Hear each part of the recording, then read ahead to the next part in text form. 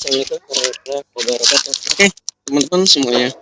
Ini gue mau update hasil penetasan si Moina ya. Jadi gue ini beli Moina, katanya Moina Makrokopa, cuma gue belum yakin juga ya. Gue belum yakin kalau gue belum identifikasi sendiri, kalau gue belum lihat sendiri di mikroskop. Doakan ya, bisa ada mikroskop nggak lama lagi. Kalau emang ada rezeki gue bisa beli mikroskop ya kan. Gue bisa kasih lihat nanti perbedaannya secara morfologi kalau kita lihat di bawah mikroskop itu kayak gimana. Dan gue juga masih cari literatur teman-teman.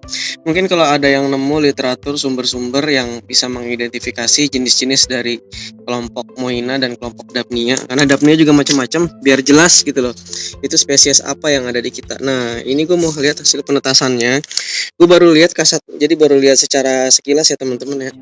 Perbedaan antara Moina yang ditetaskan dengan Moina yang ada di alam. Nah ini gue mau kasih lihat. Ini yang udah gue tetaskan teman-teman, ntar ya. Ini dia. Nah ini dia teman-teman. Ini yang udah gue tetaskan teman-teman. Gue kaget, gue kirain anaknya Dapnia. Ternyata emang gede nih. Ya, gede banget ya. Kalau yang gue lihat sih gede banget.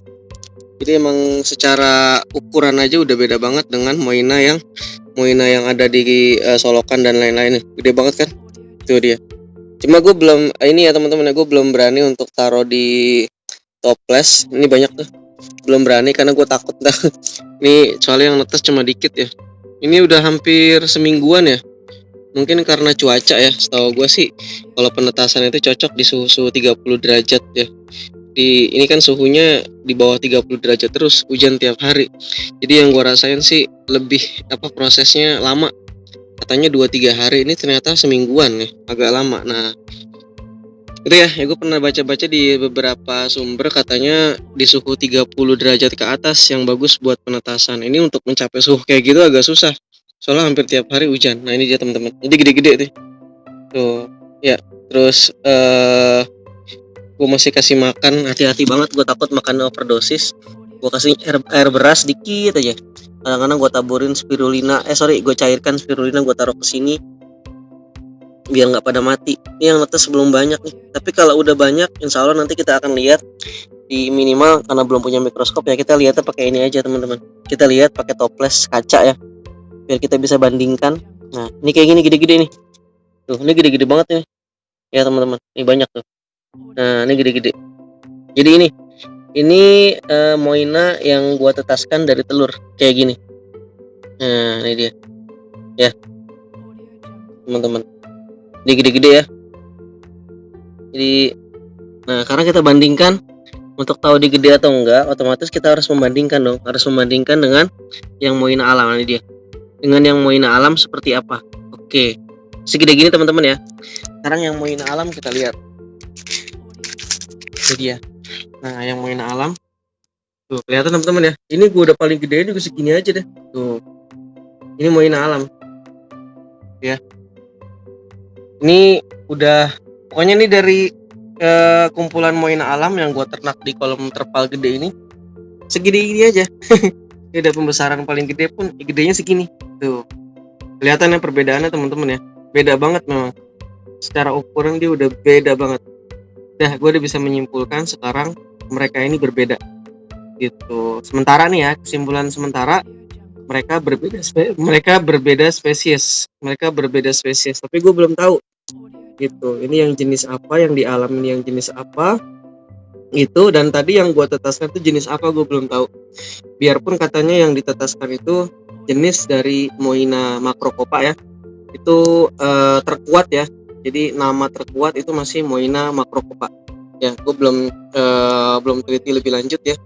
Mungkin kalau ada rezeki bisa beli mikroskop dan bisa cari literatur ya kan, yang lebih jelas lagi untuk mengidentifikasi. Karena untuk mengidentifikasinya banyak teman-teman. Bisa dari antenanya ya kan, ada yang antenanya bengkok, ada yang antenanya lurus ya kan, ada yang berhubungan dengan cakarnya juga kan. Mereka punya cakar tuh, berhubungan juga dengan seta. Jadi di bagian perutnya itu ada rambut-rambutnya. Nah bagian rambut-rambutnya seperti apa ya kan. Jadi memang harus benar-benar terlihat gitu. Bahkan dari bentuk mata, dari ukuran mata ya, dan letak matanya, ada yang agak tinggi, ada yang agak rendah. Nah itu akan menentukan dia spesies apa gitu ya. Jadi mungkin tunggu waktunya aja, kira-kira ini kan ini udah gede-gede nih kan. Tuh, tetap aja teman-teman, gue udah dengan pembesaran sama seperti yang tadi nggak bisa gue ukurannya bisa sebesar yang tadi. Ini kan gede banget nih. Nah, jadi ini ya. Jadi tunggu aja updateannya, doakan ya, gue ada rezeki banyak, amin ya. Ada rezeki banyak ya kan, gue bisa beli mikroskop ya. Dari dulu niat beli mikroskop nggak jadi. Ini kayaknya kalau mikroskopnya bagus ya, mikroskop binokuler ya, mikroskop listrik nih, bisa kita lihat lebih lanjut gitu. Nah teman-teman kelihatan ya, ukurannya sangat berbeda. Nih kita cari yang lebih dekat aja, ini dia nih. Nah itu dia, ukurannya sangat berbeda. Ini awalnya gue kira anaknya Dapnia, tapi bukan juga gitu. Nah itu dia, besar-besar teman-teman, kelihatan banget bedanya. Ya kalau kata temen gue yang udah sempet ternak ini dan membedakan ini ya kan, temen gue bilang emang beda gitu loh. Dari ukurannya sudah berbeda dan dari kemampuan hidupnya pun lebih berbeda. Ini Moina yang di budidaya ini lebih kuat, lebih tahan gitu ya, lebih mudah untuk mengkulturnya dibanding Moina yang di alam. Kalau dia cerita Moina yang di alam itu kalau nggak pakai kolam tanah katanya susah, itu pengalaman dia. Tapi buktinya gue bisa kok ternak. Ini Moina alam semua teman-teman. Ini Moina alam di sini nih. Ini Moina alam.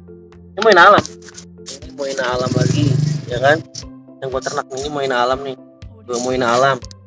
Ini juga Moina alam semua nih. Gue nggak pakai Moina budidaya, ternyata bisa. Emang bener sih dia bilang lebih susah. Gitu. Ini yang gue ternak nih Moina alam semua nih. Nah ini Moina alam semua teman-teman. Ini yang gue ternakin Moina alam semua. Gue belum punya Moina budidaya ya.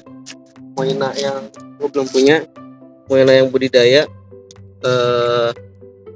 Apa namanya dia? Nggak kelihatan, sorry. Agak buram nih. Gue belum punya Moina yang budidaya, ini semua masih Moina alam. Moina dari Solokan semua. Yang gue punya ini Moina dari Solokan semua. Ya oke. Entah nih kenapa buram nih. Nah ini dia teman-teman. Yang gue punya ini Moina alam semua. Tuh kelihatan. Udah ada kutu jetnya kayaknya nih ya, tuh kan. Ini semua Moina alam teman-teman yang gue punya ya. Jadi bisa sebenarnya. Cuma memang katanya lebih mudah beternak Moina yang budidaya, lebih mudah. Ukurannya juga lebih besar ya kan. Kalau temen gue biasanya jual yang Moina budidaya, ini yang cerita temen gue ya. Dia di Medan jualannya. Dia Moina budidaya jual dengan harga lebih mahal dibandingkan yang Moina alam gitu. Moina alam dia jual 5.000 ya dengan ukuran yang sama, tapi kalau Moina budidaya dia jual dengan harga 10.000. Nah ini dia, ini lumayan gede-gede nih yang ini nih ya. Jadi mungkin juga Moina alam juga bisa kita seleksi teman-teman. Moina alam juga bisa kita seleksi dari indukannya, kita pilih yang bagus ya kan. Kalau indukannya kita pilih yang bagus, insya Allah nanti hasil anakannya pun bagus-bagus gitu ya kan. Karena yang namanya dalam satu spesies pun pasti ada variasi ya. Nah kalau ada variasi, coba dipilih yang paling bagus. Ini yang ini kecil-kecil nih. Ini ya teman-teman ya. Ini dia. Jadi itu kira-kira kesimpulan sementara. Ternyata Moina alam dengan Moina yang dibudidaya, yang dijual dalam bentuk kapsul itu berbeda-beda gitu. Jadi kesimpulan sementaranya itu. Cuma gue belum bisa memastikan itu spesiesnya namanya apa. Sementara kan yang dibilang itu makrokopa ya, yang dijual-jual tuh makrokopa. Tapi gue sendiri belum yakin kalau gue belum identifikasinya sendiri gitu. Oke. Sementara seperti itu teman-teman. Ya, ini dia Moina yang ditetaskan. Semoga bermanfaat ya. Terima kasih. Assalamualaikum warahmatullahi wabarakatuh.